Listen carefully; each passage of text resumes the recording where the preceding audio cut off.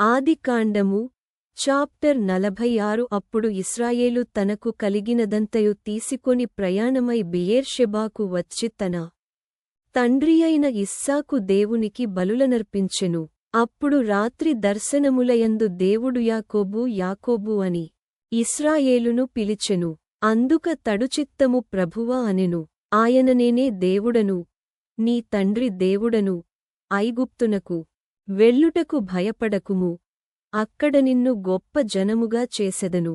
నేను ఐగుప్తునకు నీతోగూడ వచ్చెదను, అంతేకాదు నేను నిశ్చయముగా నిన్ను తిరిగి తీసుకొని వచ్చెదను.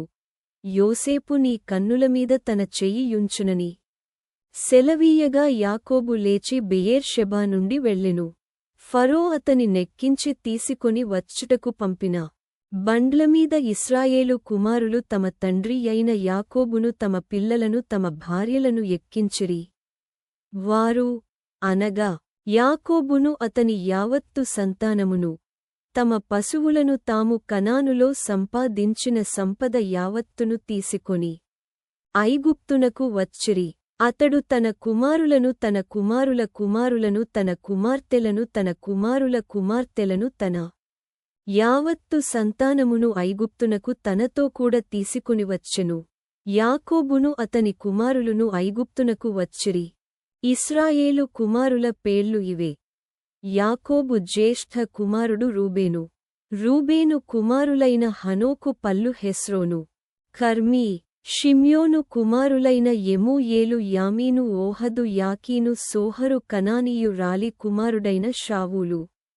లేవి కుమారులైన గెర్షోను కహాతు మెరారి యూదా కుమారులైన ఏరు ఓనాను షేలా పెరెసు జెరహు. ఆ ఏరును ఓనానును కనాను దేశములో చనిపోయిరి. పెరెసు కుమారులైన హెస్రోను హామూలు. ఇస్సాఖారు కుమారులైన తోలా పువ్వా యోబు. షిమ్రోను. జెబూలూను కుమారులైన సెరెదు ఏలోను యహలేలు. వీరు లేయా కుమారులు. ఆమె పద్దనరాములో యాకోబు వారిని అతని కుమార్తెయైన దీనాను కనెను. అతని కుమారులును అతని కుమార్తెలును అందరును 33. గాదు కుమారులైన సిప్యోను హగ్గీ షూనీ Ezbon Eri Arodi Areli. Asher కుమారులైన ఇమ్నా ఇష్వా ఇష్వీ బెరీయా. వారి సహోదరి యైన సెరహు. ఆ బెరీయా కుమారులైన హెబెరు మల్కీయేలు. లాబాను తన కుమార్తెయైన లేయా కిచ్చిన జిల్పా కుమారులు వీరే. ఆమె ఈ 16 మందిని యాకోబునకు కనెను. యాకోబు భార్యయైన రాహేలు కుమారులైన యోసేపు, బెన్యామీను. యోసేపునకు మనష్షే ఎఫ్రాయిములు పుట్టిరి. వారిని ఐగుప్తు దేశమందు ఓనుకు యాజకుడగు పోతీఫెరా కుమార్తెయైన ఆసెనతు అతనికి కనెను. బెన్యామీను కుమారులైన బెల బేకెరు అష్బేలు గెరా నయమాను ఏహీరోషు. ముప్పీము హుప్పీము ఆర్దు. యాకోబునకు రాహేలు కనిన కుమారులగు వీరందరు 14. దాను కుమారుడైన హుషీము. నఫ్తాలి కుమారులైన యహనేలు గూనీ ఏసెరు షిల్లేము. లాబాను తన కుమార్తెయైన రాహేలునకు ఇచ్చిన బిల్హా కుమారులు వీరే. ఆమె వారిని యాకోబునకు కనెను. వారందరూ 7. యాకోబు కోడండ్రను వినాయించి అతని గర్భవాసమున పుట్టి యాకోబుతో ఐగుప్తునకు వచ్చిన వారందరు 66. ఐగుప్తులో అతనికి పుట్టిన యోసేపు కుమారులిద్దరు. ఐగుప్తునకు వచ్చిన యాకోబు కుటుంబపు వారందరు 70 మంది. అతడు గోషెనుకు త్రోవ చూపుటకు యోసేపు నొద్దకు తనకు ముందుగా యూదాను పంపెను. వారు గోషెను దేశమునకు రాగా యోసేపు తన రథమును సిద్ధము చేయించి తన తండ్రియైన ఇశ్రాయేలును ఎదుర్కొనుటకు గోషెనుకు వెళ్లి అతనికి కనబడెను. అప్పుడతడు అతని మెడమీద పడి అతని మెడ పట్టుకొని ఎంతో ఏడ్చెను.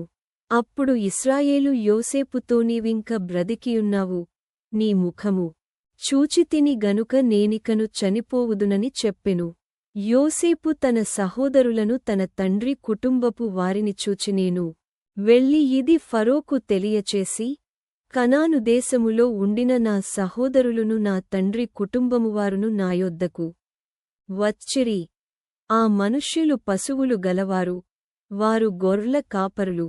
వారు తమ గొర్రెలను పశువులను తమకు కలిగినదంతయు తీసుకొనివచ్చిరని అతనితో చెప్పెదను.